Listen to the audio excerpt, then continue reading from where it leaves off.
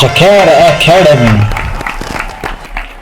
Welcome back to ಜಕೇರ್ academy. So ಇವತ್ತಿನ ವಿಡಿಯೋದಲ್ಲಿ ನಾವು SSLC ತರಗತಿಗೆ ಸಂಬಂಧಿಸಿದಂತೆ SSLC ಅತಿ इंपॉर्टेंट पाठವಾಗಿರುವಂತಹ पाठ 6 बसंत की सच्चाई के अभ्यास भाग को हम इस वीडियो के अंतर्गत देखेंगे.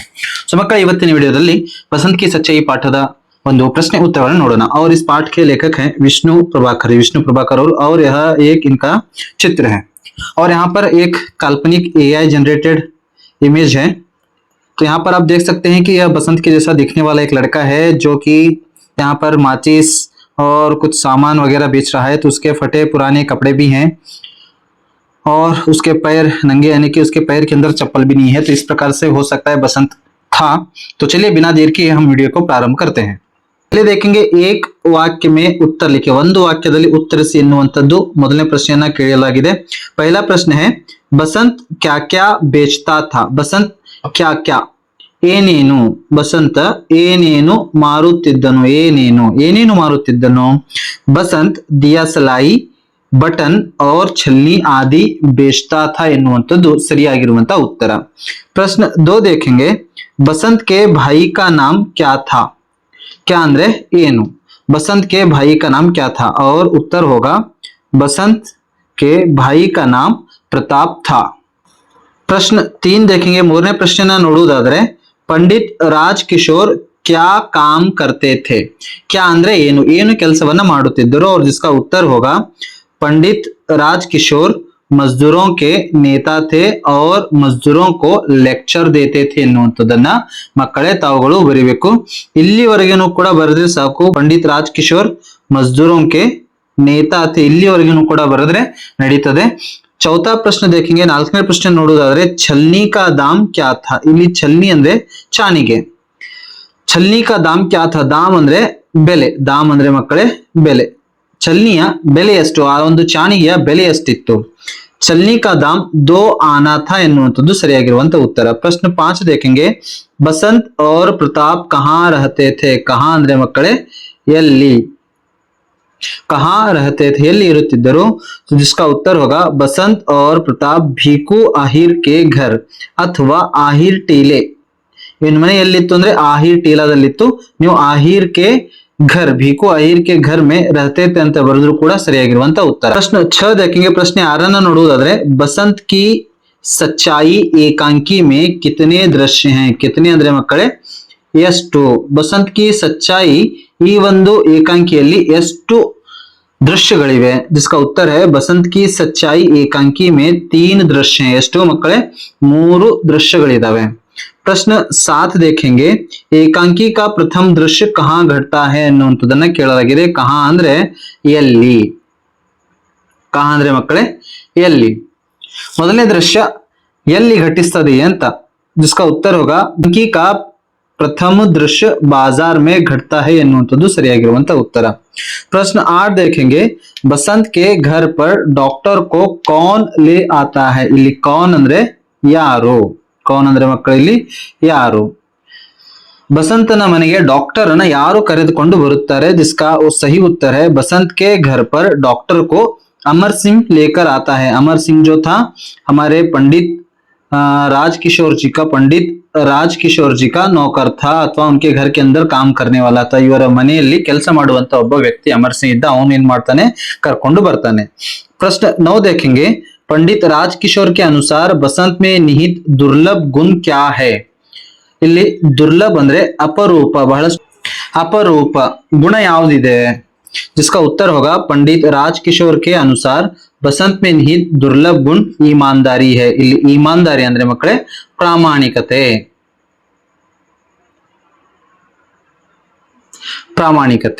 प्रश्न 10 देखेंगे. 10ನೇ ಪ್ರಶ್ನೆನ ನೋಡುವುದಾದ್ರೆ पंडित राजकिशोर कहाँ रहते थे ಅನ್ನುವಂತ ಪ್ರಶ್ನೆನ ಕೇಳಲಾಗಿದೆ. जिसका उत्तर होगा पंडित राजकिशोर किशनगंज में रहते थे. ಎಲ್ಲಿ ಇರ್ತಾ ಇದ್ರು ಇವರು, ಕಿಶನ್ಗಂಜ್ ನಲ್ಲಿ ಮಕ್ಕಳೇ ಇರ್ತಾ ಇದ್ರು.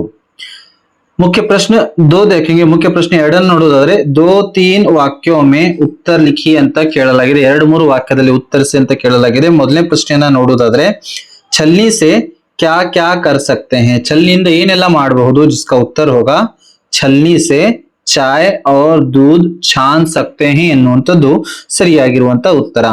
प्रश्न 2 देखेंगे. प्रश्न 2 ನೋಡುವುದಾದ್ರೆ बसंत राजकिशोर से क्या विनती करता है? क्या ಅಂದ್ರೆ ಏನನ್ನ ಪ್ರಾರ್ಥನೆ ಅಥವಾ ವಿನಂತಿಯನ್ನ ಮಾಡ್ಕೊಂತಾನೆ? जिसका सही उत्तर होगा बसंत राजकिशोर से बटन और दिया सिलाई लेने के लिए विनती करता है। जब राजकिशोर के द्वारा मना करने पर भी फिर से वह उन्हें कहता है कि साहब एक छलनी लीजिए, सिर्फ 2 आना कीमत है।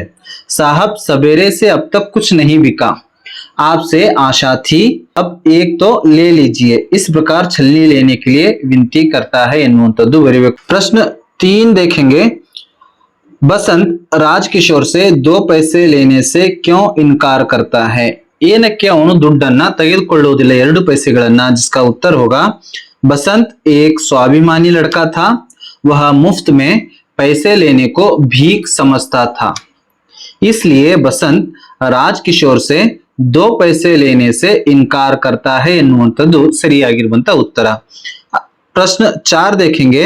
बसंत राजकिशोर के पास क्यों नहीं लौटा? क्यों ಅಂದ್ರೆ ಏಕೆ ಅವನ ಹತ್ರ ಮರಳಿ ಬರಲಿಲ್ಲ? बसंत पंडित राजकिशोर ಅವ್ರ ಹತ್ರ ಏಕೆ ಮರಳಿ ಬರಲಿಲ್ಲ? जिसका उत्तर होगा बसंत नोट भुनाने के लिए बाजार की ओर गया। जब नोट भुनाकर वापस लौट रहा था तब वह मोटर के नीचे आ गया, इससे उसके दोनों पैर कुचले गए और वह बेहोश हो गया था, इसलिए वह राजकिशोर के पास नहीं लौटा ಎನ್ನುವಂಥದ್ದು ಸರಿಯಾಗಿರುವಂತ ಉತ್ತರ। प्रश्न 5 देखेंगे। प्रताप राजकिशोर के घर क्यों आया ಎನ್ನುವಂತ ಪ್ರಶ್ನೆ। ಏಕೆ ಬಂದನು ರಾಜಕಿಶೋರ್ ಅವರ ಮನೆಗೆ ಪ್ರತಾಪ್ ಏಕೆ ಬರ್ತಾನೆ ಅಂತ ಪ್ರಶ್ನೆಯನ್ನ ಕೇಳಲಾಗಿದೆ। जिसका उत्तर होगा बसंत राजकिशोर के द्वारा दिए गए नोट को भुनाकर वापस आते समय मोटर के नीचे आ गया, इससे उसके दोनों पैर कुचले गए, इसलिए वह नहीं लौटा।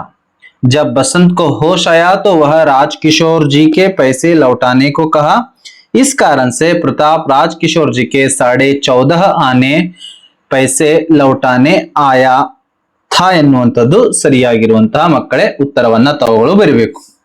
प्रश्न 6 देखेंगे। प्रश्न 6 ನೋಡುವುದಾದರೆ बसंत ने राजकिशोर को छलनी खरीदने के लिए किस तरह प्रेरित करता है? ಚಾಣಿಗೆಯನ್ನ ಖರೀದಿ ಮಾಡ್ಲಿಕ್ಕೆ ಯಾವ ತರ ಪ್ರೇರೇಪಿಸ್ತಾನೆ ಎನ್ನುವಂಥದ್ದು। जिसका सही उत्तर होगा साहब छलनी लीजिए, दूध छानिए, चाय छानिए, सिर्फ 2 आना कीमत है।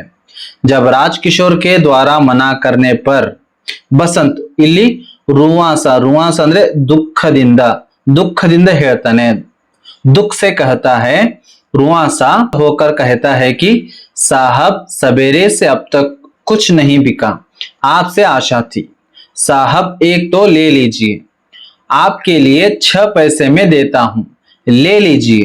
इस प्रकार बसंत ने राजकिशोर को छलनी खरीदने के लिए प्रेरित किया ಎನ್ನುವಂತ ಉತ್ತರವನ್ನ ತಾವುಗಳು ಮಕ್ಕಳೇ ಬರೀಬೇಕು। 7 देखेंगे। प्रश्न 7 ನೋಡೋದಾದ್ರೆ बसंत के पैर देखकर डॉक्टर ने क्या कहा ಎನ್ನುವಂತ ಪ್ರಶ್ನೆಯನ್ನ ಕೇಳಲಾಗಿದೆ। जिसका उत्तर होगा बसंत के पैर देखकर डॉक्टर ने कहा कि शायद बसंत की पैर की हड्डी टूट गई है, स्क्रीन करके देखना होगा, दूसरा पैर ठीक है पर इसे अभी अस्पताल ले जाना होगा ಎನ್ನುವಂತ ಮಾತನ್ನ ಡಾಕ್ಟರ್ ಅವರು ಹೇಳ್ತಾರೆ। मुख्य प्रश्न 3 देखेंगे। मुख्य प्रश्न 3 ನೋಡೋದಾದ್ರೆ 4-6 वाक्यों में उत्तर लिखिए। 4 ರಿಂದ 6 ವಾಕ್ಯದಲ್ಲಿ ಉತ್ತರವನ್ನ ಮಕ್ಕಳೇ ಬರಿಬೇಕಾಗಿರುವಂತದ್ದು। ಸೊ ಮೊದಲನೇ ಪ್ರಶ್ನೆ ನೋಡುವುದಾದ್ರೆ बसंत एक ईमानदार लड़का है कैसे ಹೀಗಾದ್ರೂ ಕೇಳಬಹುದು, ಅಥವಾ ಇದೇ ಪ್ರಶ್ನೆಯನ್ನು ಯಾವ ತರ ಕೇಳ್ತಾರೆ ಅಂದ್ರೆ बसंत के ಇಲ್ಲಿ अच्छे ಆಗ್ಯದ, ಇಲ್ಲಿ अच्छे ಅಂತ ಆಗಬೇಕು।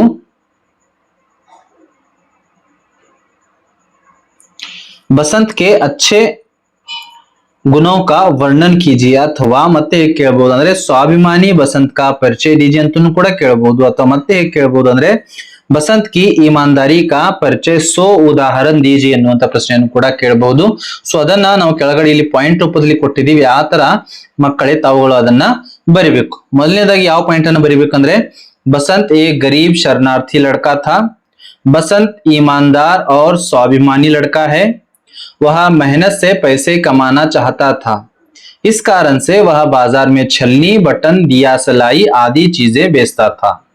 पंडित राजकिशोर बसंत को 2 पैसे दिए तो बसंत पैसे लेने से इनकार करता है, क्योंकि वह उसे भीख समझता है और वह भीख लेना नहीं चाहता है।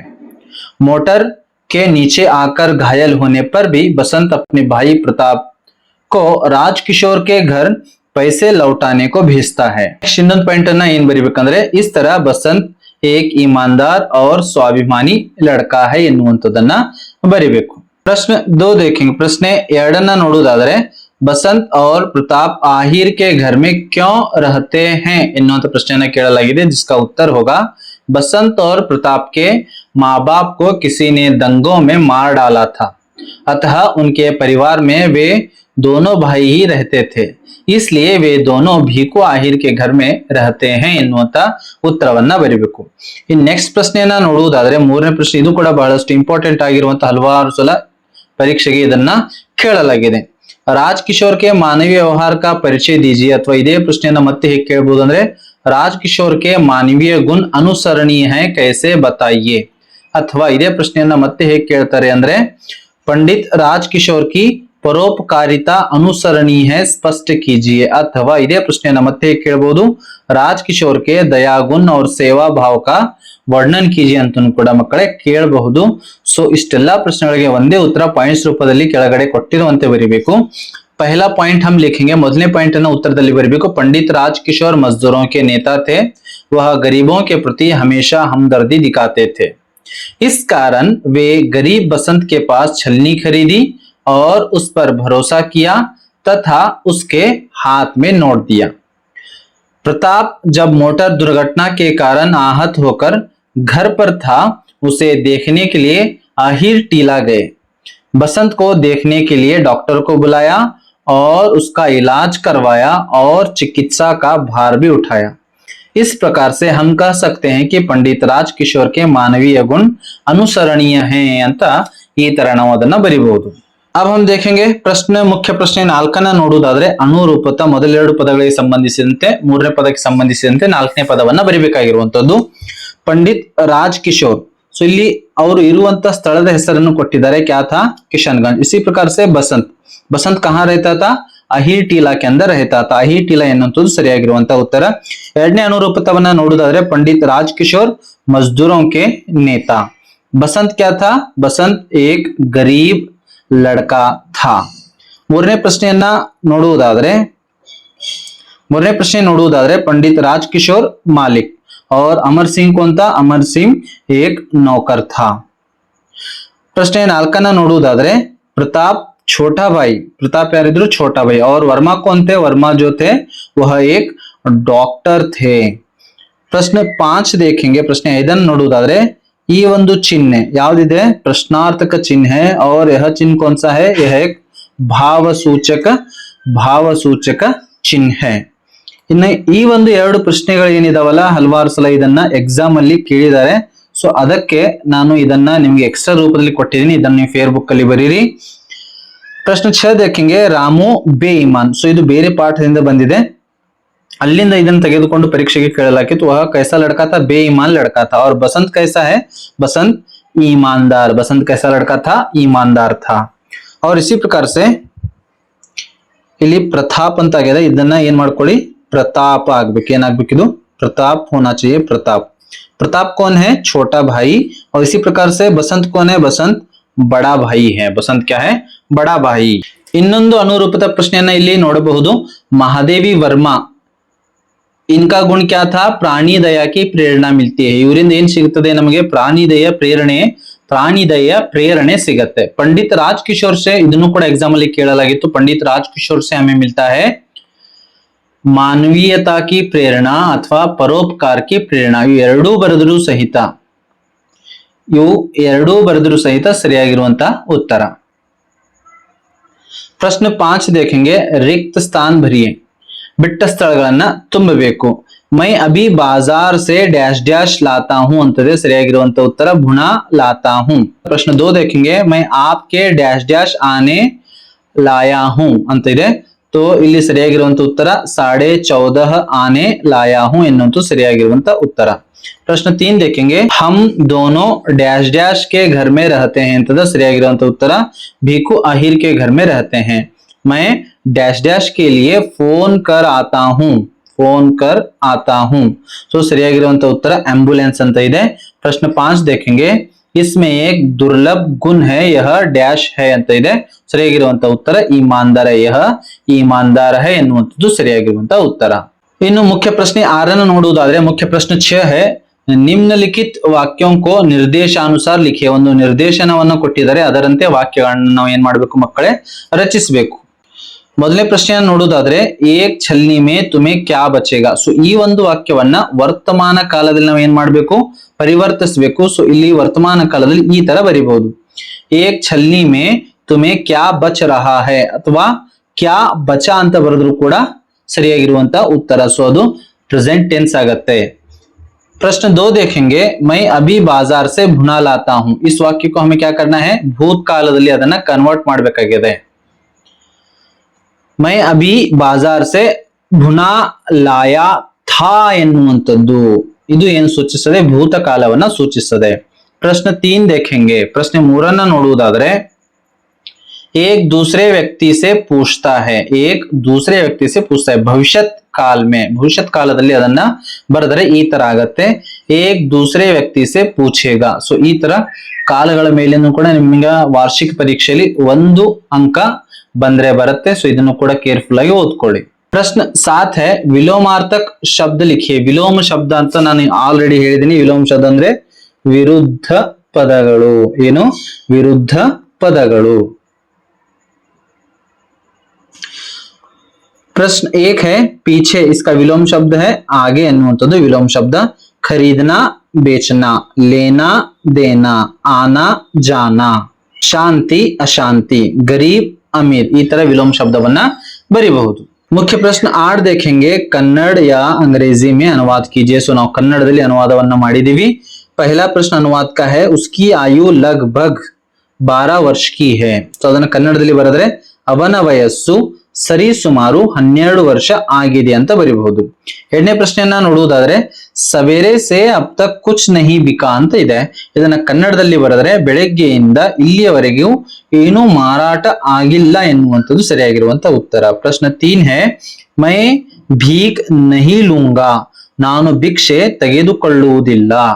चौथा अनुवाद देखेंगे, बड़ी मुश्किल से बसंत को घर ले आए ಅಂತ ಕೇಳಲಾಗಿದೆ। ಸೊ ಕನ್ನಡದಲ್ಲಿ ಅನುವಾದವನ್ನು ಮಾಡಿದರೆ ಬಹಳ ಕಷ್ಟಪಟ್ಟು ಬಸಂತನನ್ನು ಮನೆಗೆ ಕರೆದುಕೊಂಡು ಹೋದೆವು। 5 देखेंगे अनुवाद का, बसंत ओंठ भींच कर आ खींचता है, ಬಸಂತ ತುಟಿಯನ್ನು ಕಚ್ಚಿ ನೋವಿನಿಂದ ಉಸಿರೆಳೆದನು ಅಂತನೂ ಕೂಡ ನಾವು ಬರೀಬಹುದು। प्रश्न 6 है, यह गरीब है पर इसमें एक दुर्लभ गुण है।